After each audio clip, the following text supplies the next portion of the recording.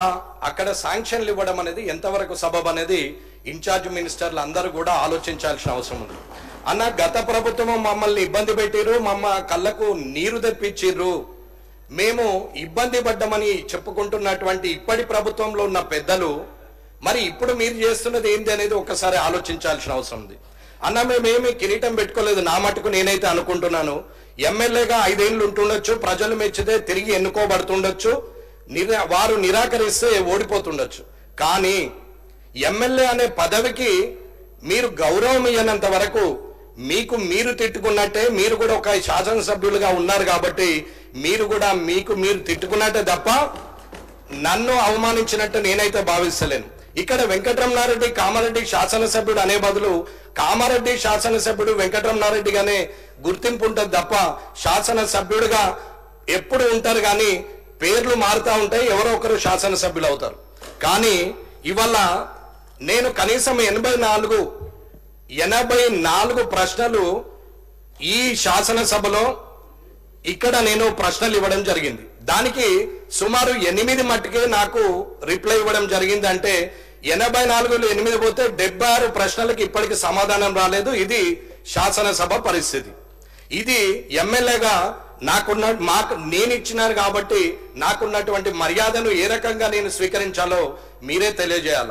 ఇకపోతే right information act ప్రకారంగా మీరు ఇస్తలేరని చెప్పి నేను రైట్ ఇన్ఫర్మేషన్ యాక్ట్ లో సుమారు 86 ప్రశ్నలు ఇస్తే ఒక్కొక్క ప్రశ్నకు ఒక్కొక్క విధంగా ఇచ్చారు. ఎగ్జాంపుల్ హెల్త్ డిపార్ట్మెంట్ తీసుకుందాం.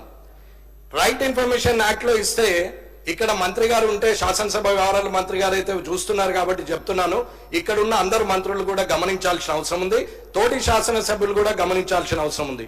ఈ పరిస్థితి రేపు మీకు రావచ్చు, నాకు రావచ్చు, పక్కనున్న వారికి రావచ్చు, ఎవరికైనా రావచ్చు.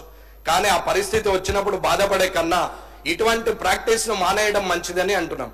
ఆర్టీఐ కింద ఇచ్చినటువంటి హెల్త్ డిపార్ట్మెంట్ కి ఇస్తే హెల్త్ డిపార్ట్మెంట్ వాళ్ళు పిఐఓ ఎవరైతే పబ్లిక్ ఇన్ఫర్మేషన్ ఆఫీసర్ ఉంటాడో, ఓహో ఇటువంటి చాలా చూసినాం, ఇది అయ్యేదా పోయేదా అని మాట్లాడినటువంటి హెల్త్ డిపార్ట్మెంట్, ఎడ్యుకేషన్ డిపార్ట్మెంట్ ఉన్న ముఖ్యమైన డిపార్ట్మెంట్లు ఇవాళ మాట్లాడుతున్నటువంటి మాటలు, ఇది స్వయంగా నా లెటర్ అక్కడ ఇస్తుంటే మాట్లాడినటువంటి మాటలు నేను పేర్లు, ఉద్యోగస్తుడు, డిసిగ్నేషన్ తో సహా చెప్పగలుగుతానని చెప్తున్నాం. ఇది మంచి పద్ధతి కాదు అధికారులకు అని చెప్తున్నాం. ఎడ్యుకేషన్ డిపార్ట్మెంట్ అడిగితే 86 క్వశ్చన్స్ ఇచ్చినటువంటి అన్ని డిపార్ట్మెంట్లు ఏదో ఒక రకమైన సమాధానము 6 జే ప్రకారంగా ఇస్తే, 6(1) ప్రకారంగా ఇస్తే 2 జే ప్రకారంగా లేదని చెప్పి ఇప్పటి వరకు ఎడ్యుకేషన్ డిపార్ట్మెంట్ ఇప్పటివరకు ఇవ్వలేదు. ఇది ఎమ్మెల్యేకు ప్రభుత్వం ద్వారా వస్తున్నటువంటి అధికారులు ఇస్తున్నటువంటి మర్యాద అని చెప్తున్నాం. ఇన్ఛార్జ్ మినిస్టర్లు ఇవల్ల అక్కడ ఓడిపోయిన వారి ద్వారా అక్కడ పార్టీ పరంగా మీరు ప్రొసీడింగ్లు ఇస్తా ఉంటే, మీ వాళ్ళు పోయి అక్కడ కొబ్బరికాయలు కొడతా ఉంటే, ఇక్కడ ఉన్నటువంటి గెలిచిన ఎమ్మెల్యేలు ఏం చేయాలనేది ప్రజలు గమనిస్తారు. కాబట్టి ఈ శాసనసభ ద్వారా చెప్తున్నాం. అన్నా మేమేమి పోలీస్ ప్రోటోకాల్ కావాలని అడగట్లేదు, మేము పోగానే అధికారులు మాకు ఎదురు రావాలని అడగట్లేదు. భయం అన్నా, ఇది నిజం. 0 అవర్లో మాట్లాడకపోతే నేను మాట్లాడేది ఒక్కటే అన్న అధ్యక్ష, ఒకటే మాట నేను మాట్లాడేది నిజం. నేను మాట్లాడాలనుకుంటే ఈ శాసనసభలో ఇప్పటి వరకు ఇది 4సారి నడుస్తున్నటువంటి ఈ సమయంలో నేను ఏ రోజు మితిమీరి మాట్లాడలేదు, ముందుకొచ్చి మాట్లాడలేదు, అరిచి గోలబెట్టి మైక్ తీసుకోలేదు, బెదిరిస్తే అడ్జస్ట్ అయిపోయి మీరు మళ్ళీ నాకు అవకాశం ఇచ్చే అవకాశాన్ని నేను తీసుకోలేదు, నేను ఎక్కడా బెదిరించలేదు. నాకు అవకాశం ఇస్తేనే మాట్లాడుతున్నా, నేను ఉందాకనే ఉంటున్నా, నిజాన్నే మాట్లాడుతున్నా. మీరు మంచి చేస్తే మంచి అని చెప్పినాము. ఆరోగ్యశ్రీ పథకం 10 లక్షలకు రేవంత్ రెడ్డి గారు ముఖ్యమంత్రి గారు పెంచితే నేనే ఆ కార్యక్రమానికి పోయి నేను ఆయన్ని పొగిడినా తప్ప నేను ఆయనను తిట్టలేదు. ఇవాళ డైట్ చార్జెస్ పెంచితే నేనే హాస్టళ్లకు పోయి ప్రభుత్వాన్ని పొగిడినాం తప్ప ఎక్కడ తిట్టలేదు. నేను పార్టీ పరంగా ఎన్నడూ మాట్లాడలేదు. నేను ఎప్పుడు కూడా మంచిని మంచన్నం, చెడును చెడని చెప్పినాం. ప్రతిపక్షం అధికార పక్షం అనేది అది సమయ అనుకూలంగా మారచ్చు, మారకపోవచ్చు. కానీ ఇవల్ల మీరు చేస్తున్న ప్రాక్టీస్ మంచిది కాదు అని చెప్తున్నాం. ఒక ఎమ్మెల్యే ఆర్టీఐకి రాదు, ఒక ఎమ్మెల్యేకి ఆర్టీఐ ఇన్ఫర్మేషన్ సరిగా లేనప్పుడు ప్రభుత్వం ఏం పని చేస్తుంది? ఇక్కడ ఉన్నటువంటి శాసనసభలో ఇవాళ ఎమ్మెల్యేగా అడిగిన 84 క్వశ్చన్లకు 8 మాత్రం వచ్చింది. 15 నెలల కాలమైంది. నేను ఇచ్చినటువంటి ప్రతి ప్రశ్న నా దగ్గర ఫైల్తో సహా ఉంది. ఏ రోజు ఎప్పుడు ఇచ్చినామనేది. అన్న ఏదో ప్రజలకు సమాచారం ఇవ్వడానికి ప్రయత్నిస్తున్నాం తప్ప పర్సనల్ ఎజెండాగా ఎక్కడ మాట్లాడలేదు.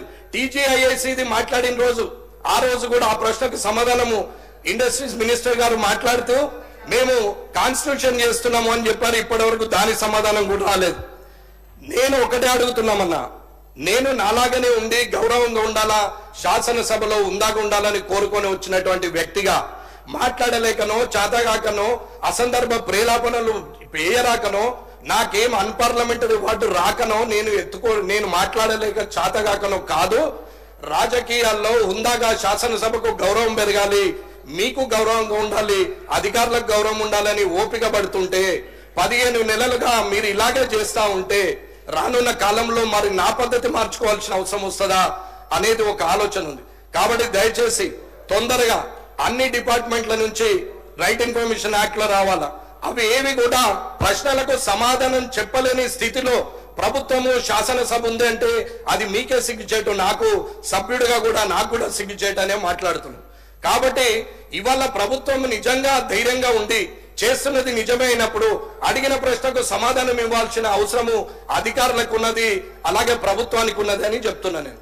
అలా ఇది శాసనసభలో జరుగుతున్న ఈ 84 క్వశ్చన్లకు రైట్ ఇన్ఫర్మేషన్ యాక్ట్ లో ఇచ్చిన ఆ 86 ప్రశ్నలకు ఇప్పటి వరకు 9% కూడా నా చేతికి అందనప్పుడు ప్రజలకు సమాధానం చెప్పే ధైర్యం మీకు లేనట్ట, లేకపోతే అది పర్సనల్ ఎజెండా అనుకొని మీరు ఏమన్నా ఆలోచిస్తున్నారా? నేను నిజాయితీగా ఉండే వ్యక్తిని. మీరు పోయి కామారెడ్డి నియోజకవర్గంలో ఎవరిని అడిగినా నా గురించి అందరూ చెప్తారు. ఆఖరికి కాంగ్రెస్ పార్టీ వాళ్ళు, బీఆర్ఎస్ పార్టీ వాళ్ళు కూడా నా గురించి మంచి చెప్తారు తప్ప చెడు మాత్రం చెప్పరు. ఇది నాకున్నటువంటి క్యారెక్టర్ అని చెప్తున్నాం. కాబట్టి ఈ మర్యాద మీరు ఎలా తీస్తారు, మీరు ఎలా ఇవ్వగలుగుతారో అధ్యక్షుల ద్వారా నేను ప్రభుత్వాన్ని కోరుతున్నాం. ప్రొటెక్షన్ గురించి అడగట్లేదు, పోలీస్ ప్రోటోకాల్ అడగట్లేదు, కానీ పనుల విషయంలో అక్కడ ఉన్నటువంటి ప్రజల చేత ఎన్నుకోబడిన వ్యక్తి ఇచ్చినటువంటి ఏవైతే పనులు ఉంటాయో అవి శాంక్షన్ ఇన్ఛార్జ్ మినిస్టర్ గారు చేయాలి. కానీ అసలే మొత్తానికే పక్కన పెట్టి మేమేదో చేస్తామంటే రానున్న కాలంలో ఊరుకునేది లేదు. నేనైతే ఇది హెచ్చరికగా మాట్లాడట్లేదు, ప్రభుత్వాన్ని రిక్వెస్ట్ చేసి మాట్లాడుతున్నాము. మీరు తప్పు నిర్ణయం తీసుకుంటే మేము మాట్లాడాల్సిన పరిస్థితి కూడా వస్తుందని తెలియజేసుకుంటూ ముగిస్తున్నాం. గౌరవ సభ్యులు చెప్పిన అంశాలన్నీ నోట్ చేసుకోవడం జరిగింది అధ్యక్ష. తప్పకుండా పరిశీలన చేస్తాం. కసిరెడ్డి నారాయణ రెడ్డి గారు.